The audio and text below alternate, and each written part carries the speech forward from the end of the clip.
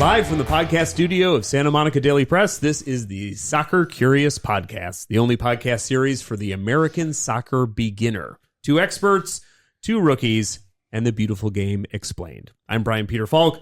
Joining me in the other expert chair is soccer journalist Chandrima Chatterjee. Hi, Chandrima. Hi, Brian. I've graduated to expert now. You have. Okay. We're moving on. Episode 3. Yes. We finally accepted it. And the 2 guys who are learning the game are newbies. The first is film director, actor, and producer Gary Marks. Hey, Gary. Hey, people are probably wondering why I'm wearing the same outfit in every episode. It's just because it's hugely, because of Right in Demand, it's hugely popular, this shirt. So I just kept wearing it. We appreciate you. And you. Stand-up comedian Jake Johansson. Hey, Jake. I'm wearing the same shirt also, but that's just because I sleep in my car between episodes. That's the best way to do it. Yeah, I've just been out there waiting for this episode. Now, is that all fun, or is there a downside, sleeping in your car? Nope, no downside. Oh, fantastic. I'm the cops. You got to watch out for the cops. Okay. Don't forget to like and subscribe. Tell your soccer-curious friends about us. On this episode, we are introducing you to the USMNT, which is the clunky acronym for the U.S. men's national team, which will be competing in a very rare home World Cup this year, which has not happened since 1994, back when the jerseys were baggy and everyone had a mullet. And now here we are again. The U.S. is competing in a home World Cup. You're saying it's been that long since since the U.S. has been in the World Cup? No. Been in a home World Cup. A host. Oh, no, that we've hosted the World Cup. So many asterisks. All right. Yeah. Where was 1994? Home. I mean, It there were was here games in also. L.A. There were games in New L.A. York. There were games all over the place. Oh, really? Yeah. Yeah. Okay. Yep. Way And back in 1994. yeah, and the U.S. did very well in that World Cup, and everyone thought that was going to set the stage for sort of U.S. dominance and U.S. becoming a real part of the international soccer conversation. And then, unfortunately, 1998 happened, in which they didn't play well at all. And if you've not listened to it, there's a great soccer podcast that this guy Roger Bennett has done, who's famous for a soccer pod called Men in Blazers, called Fiasco, that is all about the 1998 World Cup disaster, which is sort of an epic thing. Well, I mean, in all fairness, that was before Make America Great Again, so now we can expect the greatness to happen. Yes. Okay, so Absolutely. So as I always do when we start, I sort of lead off by asking you guys, what is it that you know about the U.S. men's national team? Anything at all? I know there was a guy who played on it that had red hair. Very good, Alexi Lalas, Yeah. who was a defender, Yeah. who was in that home World Cup in 1994, and is now a commentator. Yep. Fox broadcaster. Yeah. Yeah. That's it. Okay, you only know Lalas, yeah? That's it. Anything? I just assume it's all men. Yes. Men. Yes. Yes. Okay. Some may say Good. boys, but you know. But men. Is there Men. a young age limit on the men's national team? Like, No, it's not like I the do not Olympics, believe right? so. What I will say is in that sort of national team ecosystem, which we were talking about in past episodes with like U.S. soccer being in Yep. charge of everything, there are junior national teams. So there's like what they call a U20 team, under 20. You have to be under 20 years old to play on that team. If you are a 19-year-old amazing superstar, you can get on your full national team. and is the national team, is that going to be people then, are all of the men's national team playing professional soccer somewhere? Correct. Yeah. So they'll be either playing for Like- U.S. like your- teams or they might be playing over. Correct. another Like country. your new best friend, Folarin Balogun. Right. Right. I call him Flo. Yeah. As There you we should. go. So Flo plays for Marseille, Mhm. which is a team in Ligue 1 in France. And what is the upper range of soccer players in terms of age? Like, is there like a George Blanda 44-year-old? We don't have a 44-year-old. Our oldest player in 30s. this one is a guy named Tim Ream, who is a defender, a central defender, a center back, sometimes That's they call an it. unfortunate name. Tim Ream? Yeah. Well, Oh, unless you're the I one know. doing it. he's really potent kind of defender, right? With an M. Ream, he better be. Yeah. Better be, yeah. He lives So up to Tim, that. Tim played in the English Premier League for a decade and is now playing in Major League Soccer. It's interesting. He's a defender, Yes. not an attacker. Yeah. Right. So Okay. with a name like Ream, you got to Yeah. be a defender. I guess you would. Yeah. Yeah. He's As he's well as an 38. attacker. You were asking about the age range. He's 38. And so 38. is it a career path Yes. where you would go from being the front guy, the attacker, to defense? Negative. No. You just play the position most of your career. Generally speaking, yes. Do they call him the Reamer? Not to my knowledge, but We maybe do. in the locker room. We do. Who He's knows? going to be that. We're not in the locker room. I think we should bring that up with Gianni. Yeah. Okay, let's run through Game one, how'd the Reamer do? Let's run through a little history of Is the he your U.S. men's favorite national now? team. Yeah, Okay. for sure. Now that we've established what you know, which Okay. isn't a lot, but that's fine. That's why we're doing this Minimum. podcast. We each had a We got, fact. we That's got why two we're We each had a players. fact. Come on. Okay, you knew Alexi Lawless, Yeah. And I knew that it was men. and you knew that it was men. That's the two facts Something. you had. Okay, we're going to move on. Okay. So as I said, let's give you a little U.S. history because I think it is important to understand the basics. These are the basics so that you can enjoy watching the U.S. men this summer. So, as I mentioned, 1950, U.S. appeared in its first World Cup, right? We beat England. Remember the famous beating England 1-0? Yeah. Okay. They thought it was the other way around when they got the ticker tape. In 2002, the U.S. men had a quarterfinal appearance, which is their best appearance in the history of the World Cup. Ever?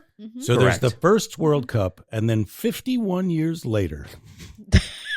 52 years later. They had their best. They made it to the You're quarterfinal saying round. the best we've ever done Correct. is the quarterfinals. That is correct. Why are we here? Where they lost. It's a big world. It's a big world. Yeah. You have to remember that even though there have been, I don't know how many exactly World Cups, we can look this up, there have only been a certain number of winners Oh, yeah. because Brazil has won it a bunch of times and Germany has won it a bunch of times, right? So England, I think, has only won it one time. Uruguay has only won it one time. France has won it a couple times. Yeah, but Italy we've has won won it a zero couple times. Correct, but most of the world has won it 0 times. Oh. Yeah, but we're America. I get, we are. We're America. How many times has China won? Do they play? None. They don't have. Oh, a okay. team, Now I no. feel much better. Well, they have a national team. They did not they? qualify Oh, for they the didn't World qualify? Cup. I They don't didn't even believe so. qualify? I don't think so. When they I know start, they have women's. They have men's. Well, okay. They have a I men's believe team, you. yeah. Okay. this is the thing. When they start giving a shit, it's over. There's too many of them. It's going to be trouble. Has India ever won? Negative. No. That's a no. lot of people. Cricket. It's a Wait, country yeah, for it's cricket. not really a soccer Because they team. don't Yeah. really care. Who is the They don't most care. dominant World Cup champion? Yes. Yeah. Argentina, Italy, Do you know? No. Portugal, No. It's an obvious one. It's an obvious one. England, No. Invented the game. I But think no. I think you mentioned the country Spain. last episode. No. Andorra. None. They've won no World Cups, Andorra. It's a crime. Famous. Come on. Let's say color. Can I give a color? Yeah. Yellow.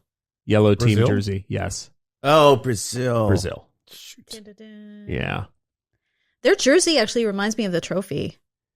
You know, Yes, the and colors. by the way, here's a little thing that the basic soccer viewer should understand. When you see soccer players in their national team jerseys, and generally every jersey has a crest on the left above the left breast, Yeah. and when there are stars above the crest, They've won. that's how many World Cups you've won. Oh, we got to get some stars. We have 0 stars. So I gotta have get some I have like the stars. U.S. women's jersey. yeah, the U.S. women. because I want my stars. Yeah. So I show up all like stars. How many stars do they have? Whoa. You Two? want it? More. More. They have more than 2? Oh yeah. Yes. Wow. You're like, how many? How 3? many? More. 7. No. Okay, not 7. We're not that high yet. We're not that high. Okay, I don't know. How many? We have 4, right? 4? 91, 99. And 4 Yeah. world. hang on. So the World I think Cup it's 4. is the World Cup just all men? There's The- Oh, so did we that's talk interesting, about this right? yet? So we have not. So there is a men's World Cup that is called the FIFA World Cup. They don't put the word men's in there. Yeah. Then there's a women's World Cup Ooh. that is called the FIFA Women's World Cup. So there's the World Cup and the Women's World Cup. The former is played only by men. This is why my daughter doesn't like the NBA because of this, for the same reason. The NBA and the WNBA. Come on. They don't call the NBA the MNBA. Yeah. Yeah. Well, I mean, given that they've won 4 World Yeah. Cups and the men have won 0, Yeah, 4. I do think yes, that's the women unfair. have won 4 World Cups and 5 Olympic golds. Jeez. And the men have Goose eggs. big goose egg. Now, again, the men have won other regional tournaments and all that stuff, but nothing compares. The World Cup is what it's all about. It is the reason soccer players play soccer, is so that every 4 years they can be good enough to get on their country's national team to go and play in the World Cup. Okay, that's the World Cup is the sine qua non of soccer. Like, it is what everything is about. So you'd say, like, winning a Premier League championship is not as significant as winning the World Cup? Not even remotely. Really? Okay. Not remotely. All right. Then I'm going to watch. It's so different. Yeah, it's so different. What about Champions League? It's so what I would say is winning. This is too much to get into. Sorry. We have to move on, but Okay. I will just answer the question. Champions League is second best to the World Cup. Still, it is. Yeah. World Cup is the the world bomb. champion. Okay, so I want to. Yeah. I want to just. What are the men's U.S. national team wives look like compared to some of the wives of the national teams from other countries? Oh, good question. I don't So know. That's a you whole mean, episode. Do you mean wives or do you mean wags? Ooh. Boy, I I'm don't not know even what a going to wag guess is, on but- that. Wives and girlfriends. Oh. That's what they refer to the significant Sure, others wives and girlfriends. of Okay. professional footballers are called wags. At my wedding, my father-in-law, rest in peace, made this toast. He's made a Navy toast. He said, "Here's to wives and sweethearts. May they never meet." Okay, That was at our wedding. that was at a wedding. I don't even know how to answer that because I don't know. You know, Admiral, read the room. So in other words, Yeah. you can't. When you say wives and girlfriends, you mean wives or girlfriends. Correct. Yeah. But Okay. wogs doesn't sound very good. No. Ooh, But it is or interesting wogs. how it's wags, not wogs. It is interesting. Yeah. well, Anyway, Is though. so here, wog is racist, so that's why. On Ted Lasso, they're very hot, so I assume they're it's all accurate. Yeah, Yeah, but that's what I was. That's the point I was Generally- trying to make. Is I feel like soccer in other countries might be a little higher paid than in the U.S. The real. that is true. But you have to bear in mind that the U.S. men's national team is similar in its makeup to other national teams outside of the top 5 or 6 elite teams. And by what I mean by that is that most players are playing in Europe, and then there are some homespun, homegrown players. So you have this part of the team that are playing in big teams in Europe, and then you have this part of the team that are playing in the domestic leagues that maybe aren't as good. And lesser teams have fewer of the big international great players with the hot wags, and have more of the homegrown players. The U.S. men's national team is a team that is composed of, I would say it's sort of like half and half or 2/3 real players who play at high level teams in Europe, and then 1/3 of like maybe not as much. But they are still real players. They still are real players. They're Yeah. all real players. We're Yeah. losing our jersey over here. It's coming off one piece of the tape at a time. So we're not fielding a full roster of superstars. No, we are not. Who is our Maradona or Messi? That's a great question. Now, good one. I want to ask you this question. Are you sure you don't know who's going to be on the Wheaties box for the U.S. men's national team? You don't know this guy's name at all? We've already discussed it. I assume it's Marty Supreme. That's my guess. Negative. Now, what's his name? Flogo Mododo? It is not Flogo Mododo. What's his It his is name again? Balogun. Balogun. Valorant. Flo. No, you got me doing Valoran. it. Yeah, It is I really Valoran apologize, Valoran, but this is a new name for me, and I'm so sorry. Don't mean Valorant that Balogun. disrespectful. Okay, so anyway, our big star, our Captain America, which is what his like sort of nickname is a guy named Christian Pulisic. Oh, so much easier to And say than Christian- Logan. Christian Pulisic. Pulisic. I've heard that name. It's a That's Croatian good. surname, but Christian was born and raised in the United States. He moved around a little bit. His father and his mom were both involved in soccer, and his father was a soccer coach in America, so they moved around a bit. But he is most identified with being from Hershey, Pennsylvania. He's Yeah. Jewish, yeah. He is I never- not Jewish, No? I don't think. I don't think so, but I Anyway, don't know. so he is our biggest star, and he plays for a team in Serie A, which is the top league in Italy, called Oh, AC I thought you were. Milan. I thought that was now you were doing some Turkey kind A. of Turkey A thing Yeah. with Syria. No. Yeah. I thought it was a riff too. Okay. No, He plays for a Serie A team called AC Milan. Mm-hmm. Oh, I've heard of them. And There you go. Here's what's important to understand. If you're looking up Christian Pulisic, or you're gonna hear the name Christian Pulisic starting in May, it's going to be nonstop. Every commercial on television will have Christian Pulisic in it. Thank you. But anyway, he is not just a player on AC Milan. He is their top scorer. He is one of the best players in the Italian league. He is one of the best players in Europe. He's like the president of the men's hair club. He's also a member. He is also a member. He's got good hair. Yeah. Yeah. Anyway, so that's our big star, and we'll have a bunch of other ones. And we're going to do a whole probably season like breaking down every single player. Yeah. This is more of an introduction to the team, and we're going to continue that introduction right after this. All right, we are back to the Soccer Curious podcast, and we are talking about the U.S. men's national team and a little bit about their history as they get set for this year's World Cup. So one of the areas I wanted to make sure that we covered, and Chandra, I will need your help for this, is what happened to the U.S. men's national team prior to the 2018 World Cup. Because I really feel like that disaster is sort of what set up the U.S. men's national team of today. So here's the quick primer on this. So before a World Cup, as we mentioned earlier, there are hundreds of teams all over the world, but you can only have certain ones that go to the World Cup. So this year it's only 48 teams are going. Used to be 32. So you have to qualify. So you go through all these rounds of qualification. And they happen at different times of the year because you're normally playing with your club team, and then they'll have like a weekend or 4 days where everybody takes a break and everybody jets home to go play with their national team, and then they quickly go back to their club team. So all this qualifying for the 2018 World Cup was happening in 2017, the year prior. So the U.S. had some struggles during qualifying, and they had dropped some important games. And so the final game of the qualification period was against Trinidad and Tobago. And it was a game they played in a really crappy sort of rain-soaked field in a little town called Cuva, which is on the bigger island of Trinidad. And when they went into that game, there were literally like a couple dozen outcomes, depending on who else was playing that day and who was winning or tying, whatever, that any of them would have put the U.S. through as long as they won the game against Trinidad. U.S. is a much more highly ranked team than Trinidad. Trinidad is like a bunch of guys who have other day jobs, a couple guys, one or two maybe playing in Europe, but everyone else not doing that. The U.S. was heavily favored to win the game. Unfortunately, the U.S. lost the game in Trinidad and got knocked out of the World Cup. They were not able to qualify.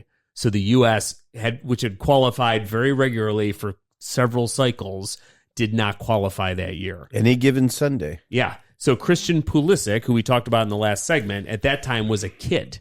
He was like 19 at that time. And there's this lasting image of him like sitting on the pitch in Trinidad just bawling because they didn't qualify to go to the World Cup. So he was on that team? He played. Yeah. Okay. He played. But here's what's interesting.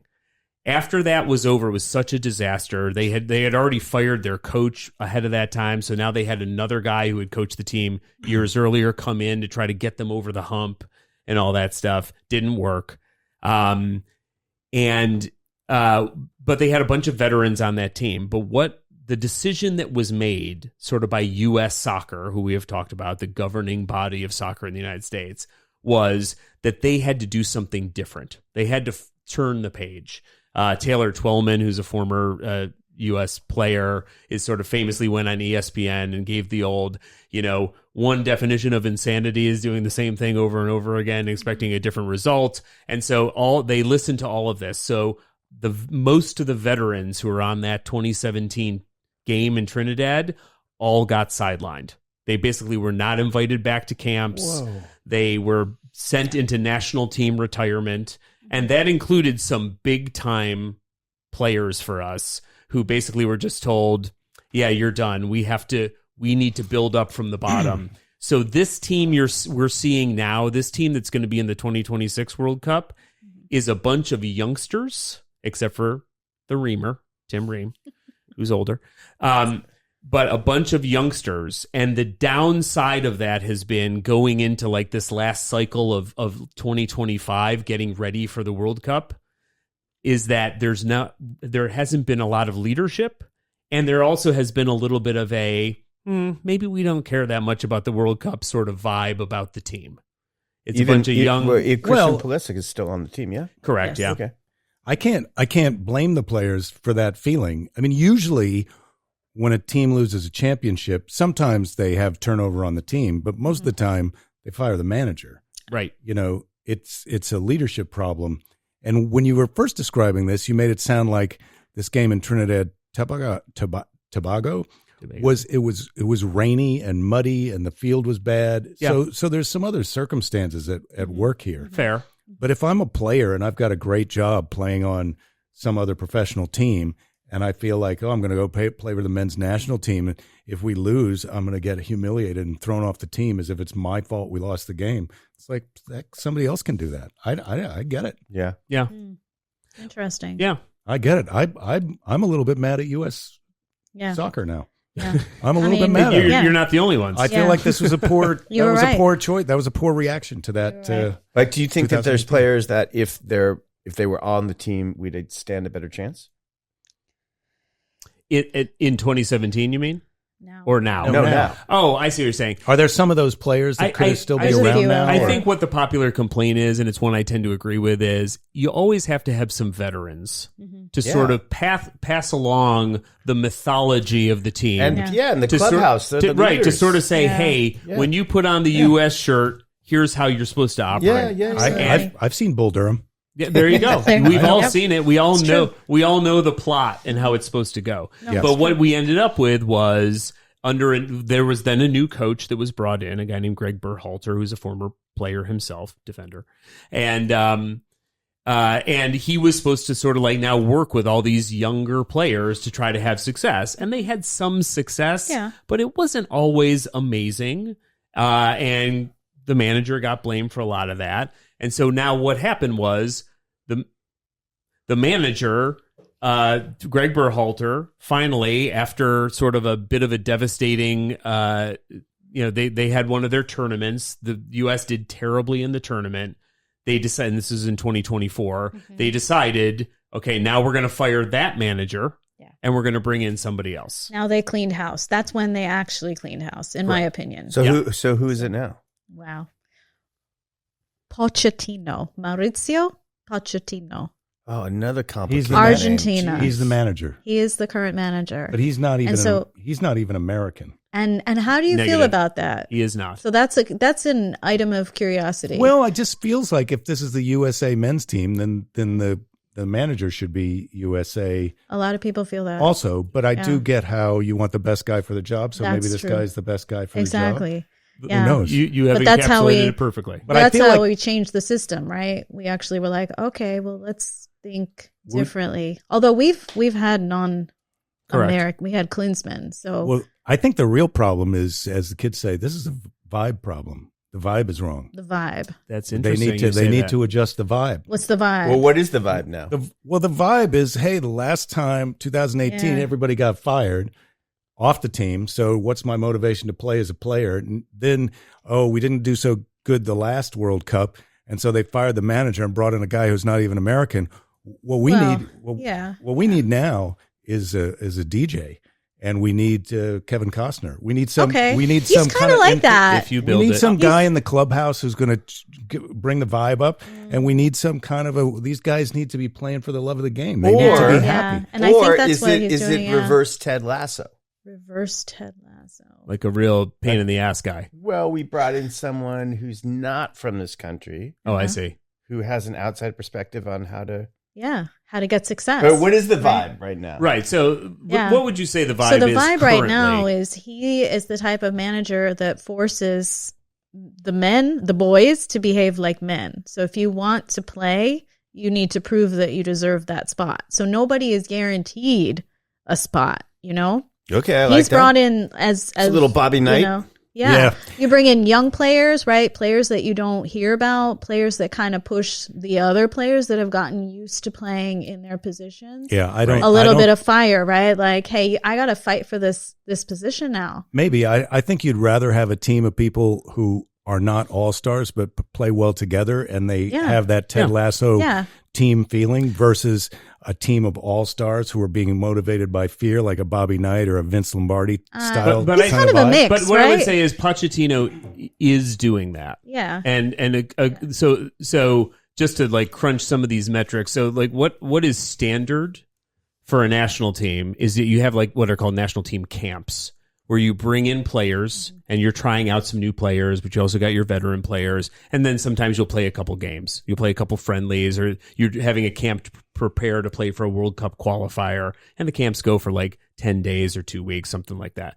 So what would be standard is for these camps leading up to the World Cup, you're probably trying out over the period of a year. Maybe you're trying out 30, 35 different players, because you end up with a squad, depending on the World Cup, 24, 26 players, what you get. So you try out a bunch of players. Mauricio Pochettino tried out more than 70 players, including people that even those of us who follow soccer religiously were thinking, who is this person? Like, have never heard of some of these people. What's the downside to that? The downside, I think that vibe. It's a bad vibe. No. But here's what has happened though. What has happened is that the downside would be you're spending too much time looking at players when what you have to do is gel with the players you're going to absolutely bring to the World Cup. Okay, that's the downside. Yeah. But and everybody was hoping Pochettino was going to gel this team really quickly and be off and running and training all the time with like this core group of, let's say, 20 guys. That's not what happened. What instead happened was he tried a bunch of different guys and done tons of different configurations and all this stuff. And by this past fall, the team was playing fucking great. Mm-hmm. And was playing great with a lot of players who were not stars. And suddenly everybody was like, what is happening? Like, how we have no business beating like an Uruguay or a Paraguay, who are two very good teams going to the World Cup that we are going to see again, particularly Paraguay is in our group. Mm-hmm. But we like woodshedded those teams, like destroyed those teams. Mm-hmm. Right. So you're saying we have a chance. I am saying we have a chance. Okay. I'm not crazy about Pochettino though. Why not? It's still early. I got a bad vibe about this guy. Oh. Well, what's funny is I got a bad feeling about him. He is a vibe guy, though. Yeah. His whole thing is we have to support the players. He actually got really angry in a press conference. Part of it is, I think, a little bit of a language barrier. Mm-hmm. But that's great. His English isn't awesome. He's coaching the men's national team. He can't speak English. This is great. He just can't speak. But he speaks the language of soccer. He does speak the language of soccer. But in the press conference after they won, like love. You know, the members of the press were like, but all men. That could be the love for the game. I take it back. That could be love. It's sorry, Brian. 25 men, polyamorous. Yeah, okay. So in a press conference from one of the games they just played back in the fall, one of the questions was, "Isn't it amazing that you had this great victory without your normal starters?" And Pochettino like lost his shit. He's like, I don't want to hear this thing about the normal starters, right? This is your national team. Everybody who steps onto this field, and I'm paraphrasing, but deserves to be here. This was the team that played. Kevin McHale ain't walking through that door. Yeah, I like it. I like that. Mm-hmm. Yeah, I like that speech. Yeah, so, maybe I have this guy wrong. Yeah. Well, I just found out about him 10 minutes ago. So, you take my opinion with a grain of salt. Yeah. Well, so there you go. Yeah. I feel like I need to watch a game now. How much time do we have? We got about 90 seconds in this segment. That's not enough time. I was just going to say, Gio, it's a good time for you to tell how he found Gio Reyna. We could do a Gio Reyna. We can tell that on the other side if you want. Let's do a Gio Reyna on the other side. On the other side. That would be actually a great way to wrap up this segment. I think theoretically it's impossible to run out of time on the internet, but okay, let's take a break. Okay. Actually, once I did get to the end of the internet. It's you got there? It's not a nice place. It's not pretty. Okay. We'll be right back. Gio Reyna on the other side.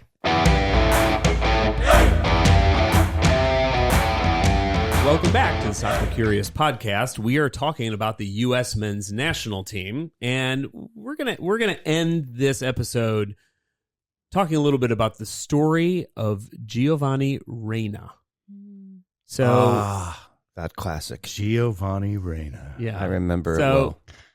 why don't you lead us off? Well, I just want to ask, you're all guys here, have any of you ever felt like you're an outcast? Constantly. Yeah? Yeah. Like you're just the bad boy, the misunderstood one? Well, bad boy is Not a good the bad thing. boy. I haven't really bad boys. Yeah, So I think Gio might feel that way too. He's a bad boy? Bad boy is a good thing, depending on who you ask. So he gets lots I think of he's wags. I don't know. I don't want to talk about that. I've actually met him. He's a really remarkable human being, very intelligent. He had a bad reputation for a while, with his coach, with his teammates. Not the easiest to get along with, but tremendous potential. This is a player. Who is he? Yeah, who is This is a player, current player for the national team, for the U.S. men. Played last cycle. We call it a cycle, right? So every 4 years is a cycle. Mm-hmm. Played in that cycle as well. Plays overseas. He's in Europe, right? Doesn't get a lot of minutes, okay? But tremendous potential to be a playmaker whenever he plays for the U.S. The problem is he doesn't get along maybe in the locker room. And so our previous coach, who was a player's coach, I think that's what we would... A buddy coach. Like former a friend. Player. Yeah, that kind of vibe. He was like, yeah, let's keep him a little bit away from all of this. They had their own little issues going on between because he knew the players' parents. They played together, right? At one point. Yeah. And there's history there and a little bit of rivalry there Which between the players' parents. The parents of which player? Of Reyna. all the players? No, Gio's parents. Gio's dad, whose name is Claudio Reyna, He had a problem with who? played soccer with the guy who is then the head coach of the U.S. men's national team, Okay. named Greg Berhalter. Yeah. So they knew each other, and Berhalter and his wife were good friends with Claudio Reyna and Claudio Reyna's wife, and the two wives, I think, may have gone to college together. Yeah, there's so they knew each other really well. Yeah. But to be clear about Gio Reyna, when they went to the 2022 World Cup, which was in Qatar, at one point the locker room voted about whether or not to send him home. Really? It's like Survivor. Yeah. kind of. They voted as to whether or not Gio Reyna should basically pack up his duffel bag and leave. And how did the tribe speak? He survived by one vote. Oh, wow. This guy's a problem. Right. So he's a problem. Now, here's what I will also say. This is the best analogy I can give you without going through all the specifics of every soccer position on a pitch. Gio Reyna plays like an attacking midfield position. It is the closest analog to being a quarterback in the NFL. Wait, which is that? Which position? He's an attacking midfielder. Attacking midfielder sometimes is they the call it quarterback. by a jersey number. Uh-huh. So like he's a number 10, which is a person who basically feeds the ball to the guys who score. It's like he is the closest thing to a quarterback, and he happens to do that particular thing, getting the ball, slipping the ball. Think about like Magic Johnson, the NBA, He's with like a no look. He's like the Scottie Pippen. He is an amazing. Yeah. He is an amazing distributor of the soccer ball. But That's very everybody good. thinks Good way he's to- an a-hole. But everybody thinks he's an a-hole. Right, but does that matter? Right. It's weird that that's his skill, and also It is everybody weird. thinks So he's not an a-hole. a-hole, clearly, right? Well, if that's his I'm not- skill. I'm not so You're sure. not sure? I don't know. If think it's he's an me a-hole. and I'm managing the team, and you just told me that about this guy, I don't know anything else. I'm like, get rid of him. Get another guy. Well, Well, on the other hand, there's no bigger a-hole in the history of sports than Pete Rose, also the greatest hitter of all time. Correct. And here's what I would say is okay. that Gio Reyna, it's not as easy to just get another guy. Yeah. Because in the American stable of players, we have a lot of talented players. We don't have anybody of his distribution talent. Yeah. We just don't.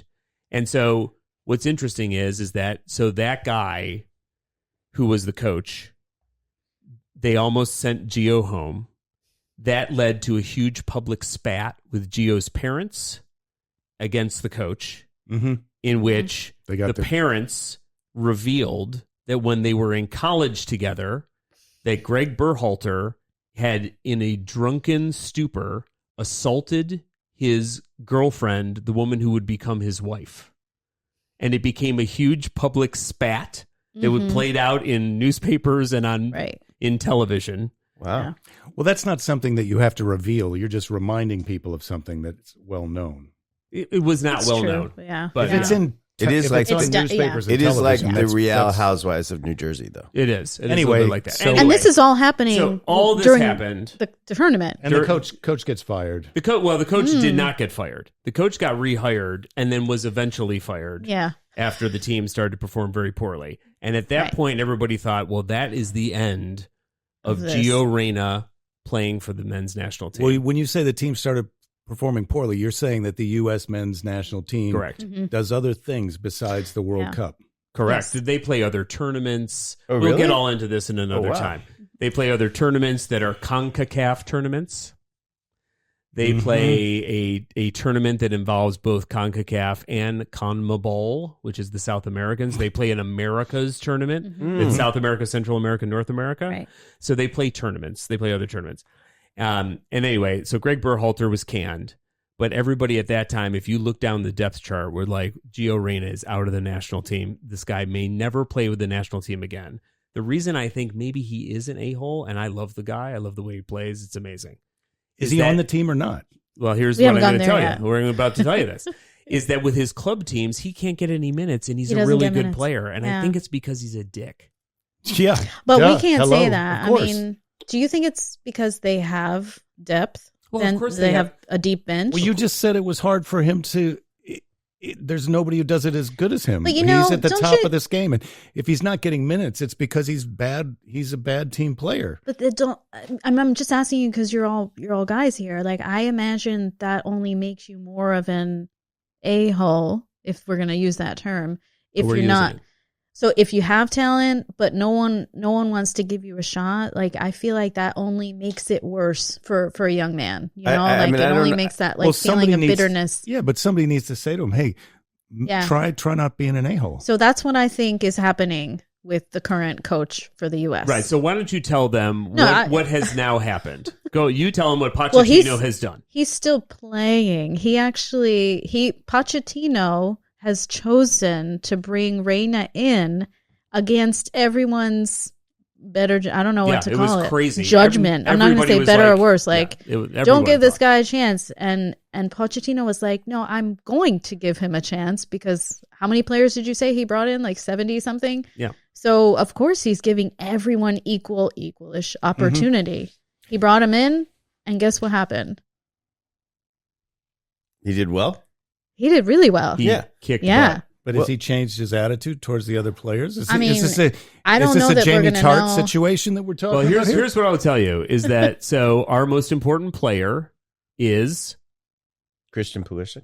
very good, Christian Pulisic. Pulisic. Christian Pulisic, who has played with Gio Reyna many times, and I'm sure they played in like junior leagues and stuff together coming up. He knows Gio Reyna very well. He came out in the press and said, "I am always more comfortable with Gio Reyna on the field."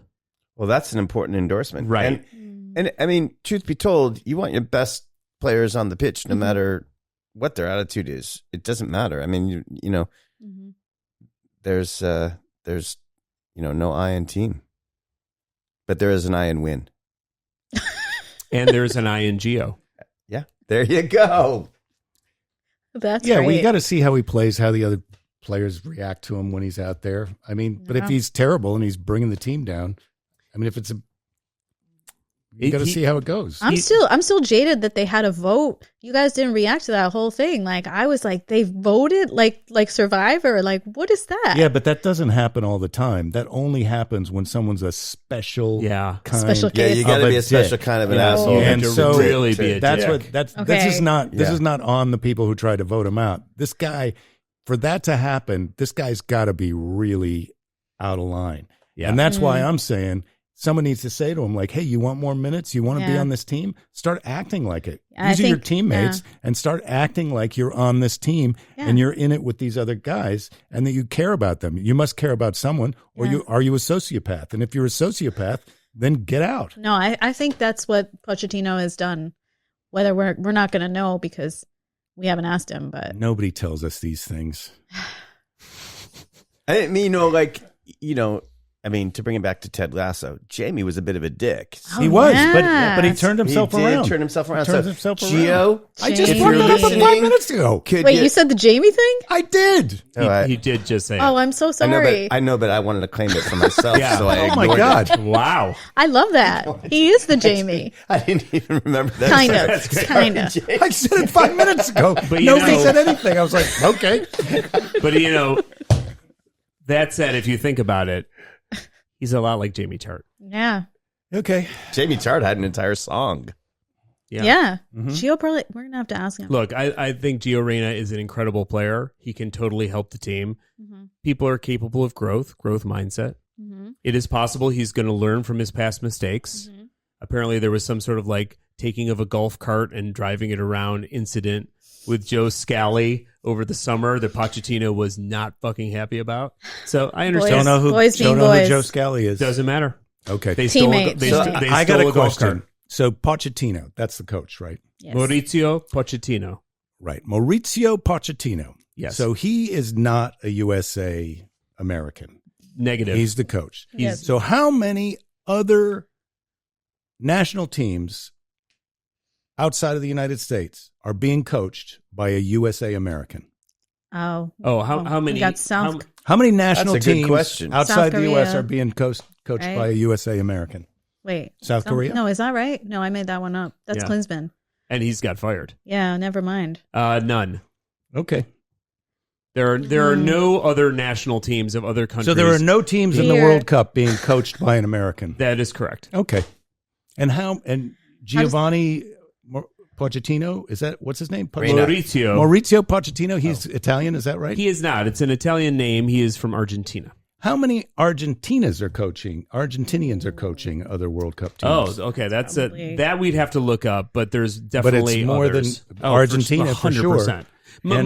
Most national teams, especially in the lower echelons, are coached by coaches that are not from those countries because they just don't have the talent base.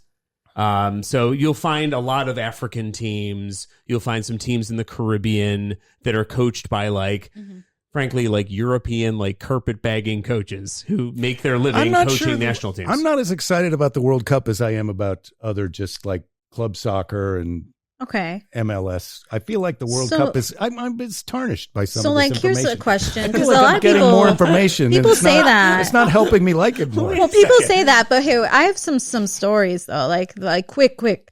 Very quick. I just feel like this is a good cliffhanger for this episode. Oh, it is. It's not always going to be about America or the U.S. Like the whole No, I get that. The World Cup. So as long as you're attaching yourself to a player or a club or a country, then you're in. Because if you like a club, most likely one of their players is going to be playing for another country. Correct. Right? Last year, Morocco was the Cinderella story. They were the first. Oh, I remember that. Yeah? Yeah. Okay. We have Morocco. Last year? Yeah. Last cycle. I keep saying that. I'm sorry. Yeah, last year. 2022. They pulled off a couple upsets, yeah? Yeah, Portugal. Correct. Yeah. I mean, how incredible was that? Morocco, the first Muslim, first African team to reach that stage. It is I a love that beautiful you're asking country. me how incredible is that. This is the third episode. How incredible is that? It's not incredible. I don't know anything about you're it. going to attach yourself to a story and a team at some point. You're gonna be like, wow. I am. Well, it's going to happen. I just want to say, in addition now to sending a message out to Gianni Constantino to come on our show. That's not going to help. Infantino. Gianni Infantino. Oh, sorry. Constantino is a Bob boss that I know. We got a real problem with these names. Yeah. Gianni, in all fairness, your name is really difficult. So, no, in all fairness, we're idiots. But go ahead. That's Make true your point. too, but I don't want to lead with that. Gio Reyna, come on our podcast. We want to talk to you about team spirit. Okay. Me too. I endorse that. He would be a great, again, pretty internal and quiet, but he would be a great guest to have on our podcast. Yeah, I think so. I'd like to speak to Christian Pulisic. That's who I would like to talk That's to. who No you one, want? no one wants to talk to Balogun. Well, it's I got it's hard to say his name. So in a couple more episodes, we'll have his name down, and maybe he'll be involved. I also would like to speak to the Reamers. So the I got a lot of dreams. You have a lot of dreams. Yeah. And we're going to try to make those happen. Yeah. All right, everybody. We are wrapping up this episode. Don't forget to hit like and subscribe and help us out. That's very important for a new podcast. If you have a comment or question, you can email us at soccercuriouspodcast@gmail.com. And I'm going to leave you with this, our very first poll question. So you can respond in the comments. You can respond in our email. Here's our poll question. With the World Cup 142 days away, are you A, crazy excited, B, interested, or C, wait, there's a World Cup in America? Leave your responses, and we will read them at our next episode. I'm A. All right. That's good. We got one. Okay, goodbye. Thank you.